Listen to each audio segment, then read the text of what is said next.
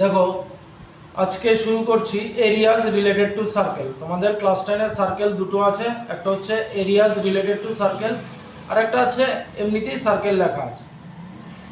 তো areas related to circle এটা দিয়ে শুরু করছি। দেখো এখানে কিছু ফর্মুলা লিখে রেখেছি যেগুলো এই চ্যাপ্টারে ইউজ হয়। তো একটা বেসিক জিনিস দেখে রাখো। দেখো এখানে কতগুলো জিনিস লেখা আছে, সেক্টর, আবার এখানে দেখো লেখা আছে সেগমেন্ট। তো সার্কেলের ক্ষেত্রে সেক্টর আর সেগমেন্ট কি জিনিস আগে সেটা বুঝতে হবে। দেখো এই একটা সার্কেল আঁকছি, এবার এই সার্কেলের সে মনে করো এটা হচ্ছে তার সেন্টার। এবার একটা রেডিয়াস টেনে দিলাম, দুটো রেডিয়াস টানলাম, তাহলে এই দুটো রেডিয়াস আর এই যে আর্কটা,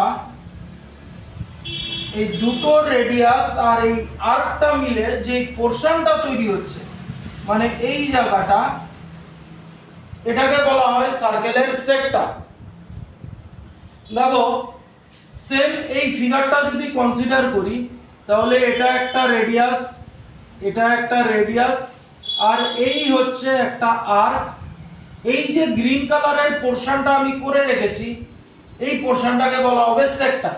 তাহলে দেখতে পাচ্ছ যে এই সেক্টরটা ছোট আর বাকি সেক্টরটা বড়, তাহলে এটাকে বলবো মাইনর সেক্টর। আর রেড পার্টের যে পোরশনটা আছে, যেমন দেখো আমি এটা হচ্ছে মাইনর সেক্টর, এই পোরশনটা মুছে দিলে যেই পোরশনটা থাকছে এটাকে বলা হবে মাইনর সেক্টর, যেটা আমি রেড কালার দিয়ে শো করেছি। এবার তাহলে সেক্টরের পোরশনটা আমাদের এরকম, এই হচ্ছে দুটো রেডিয়াস আর এই হচ্ছে আর্ক। আবারও বলছি, সেক্টর কোন পোরশনটা হবে? সেক্টর হবে দুটো রেডিয়াস আর একটা আর্ক দিয়ে যেই পোরশনটা তুমি পাচ্ছ, এই যে গ্রিন কালারের পোরশনটা, আইদার রেড কালারের পোরশনটা, এটাকে বলা হবে সেক্টর। যেহেতু এই পোরশনটা ছোট, সেটাকে বলবো মাইনর সেক্টর, আর এই পোরশনটা বড়, সেটাকে বলবো আমি মেজর সেক্টর। আমি ফর্মুলায় এখনো যাচ্ছি না, আমি আগে সেক্টর আর সেগমেন্ট বুঝিয়ে নিচ্ছি, কারণ এই দুটো জিনিস দিয়েই আমাদের এই চ্যাপ্টারের অল নিউমেরিক্যাল সলভ করতে হবে।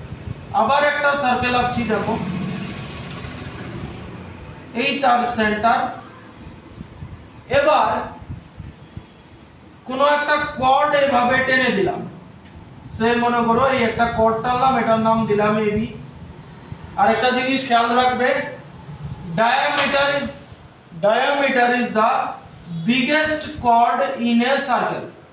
তো আমি ডায়ামিটার নিলাম না, ডায়ামিটার ছেড়ে যে কোনো একটা কর্ডে টেনেছি, তাহলে এই বিটা হলো কর্ড। তাহলে আমাদের এখানে আমি ডায়ামিটারটা মুছে দিচ্ছি। তাহলে আমাদের এখানে দেখো আবার দুটো পোরশন ক্রিয়েট হয়েছে, এই একটা পোরশন আর একটা এই পোরশনটা।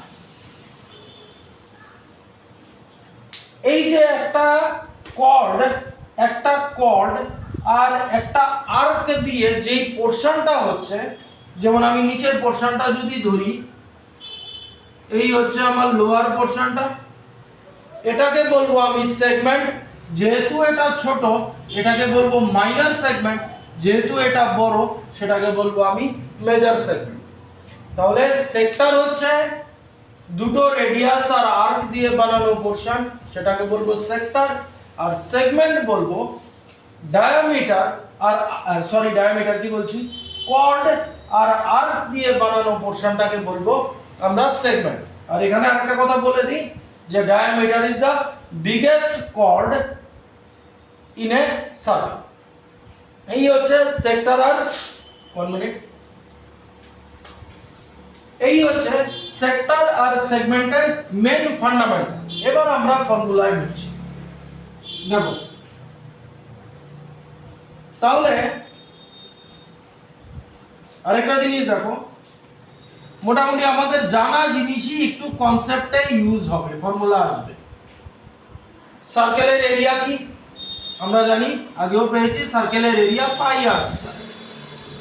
একটা সার্কেলের মধ্যে কত ডিগ্রি আছে এটাও জানি, একটা সার্কেলের মধ্যে 360 ডিগ্রি আছে। তাহলে এই সার্কেলটাকে এভাবে দুটো ডায়ামিটার দিয়ে টুকরো করে দিলাম, তাহলে এই অ্যাঙ্গেলটা কত হবে বলতে পারো? 360 ডিগ্রিকে 4 টুকরো করেছি, মানে এটা রাইট অ্যাঙ্গেল ট্রায়াঙ্গেল হবে। তাহলে এই পোরশনটার এরিয়া কি হবে?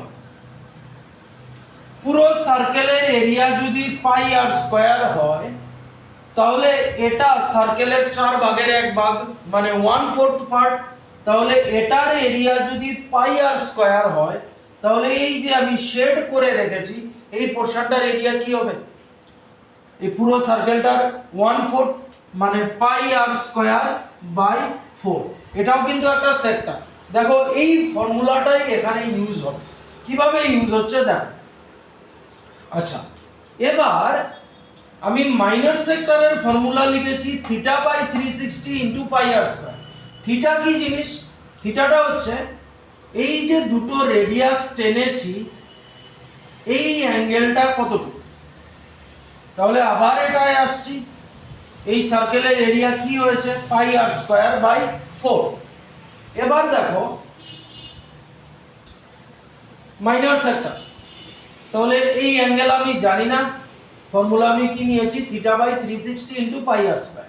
তাহলে এই যে আমি এই সার্কেলটা নিয়েছি, 4 টুকরো করেছি, এটার এরিয়া বলেছি সার্কেলের এরিয়ার 1/4।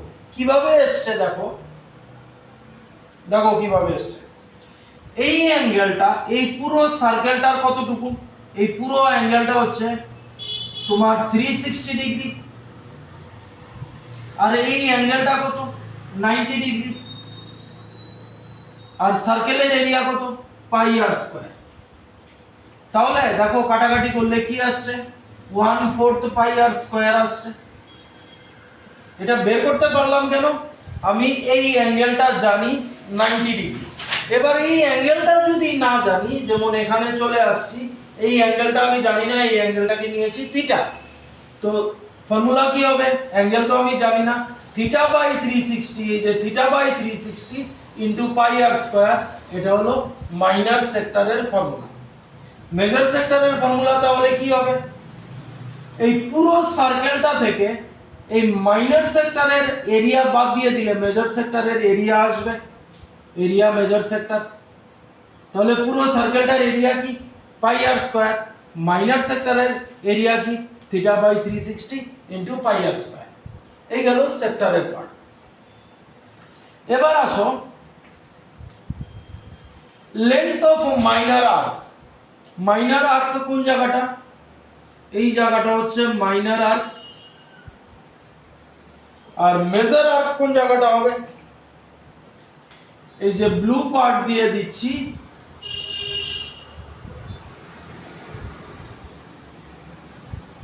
এটা হবে তোমার মেজর আর্ক। তাহলে এটা তো সার্কেলের পেরিমিটারের পার্ট। সার্কেলের পেরিমিটার আমরা কি জানি? 2 পাই আর। আর এই জায়গাটা কতটুকু হবে? এই আর্কটা θ/360 ডিগ্রি। এই যে অ্যাঙ্গেল যদি আমি পেয়ে যাই, তাহলে এই জায়গাটার পেরিমিটার কি হবে? যেমন এই সার্কেলটার পেরিমিটার যদি 22 হয়, তাহলে এই জায়গাটার পেরিমিটার কি হবে? এই জায়গাটা, এই যে রেড কালারের পোরশনটা, এই পুরো সার্কেলটার 1/4 পার্ট। তাহলে পুরোটার এরিয়া যদি 22 হয়, এই জায়গাটা কত হবে? ইনটু 1/4।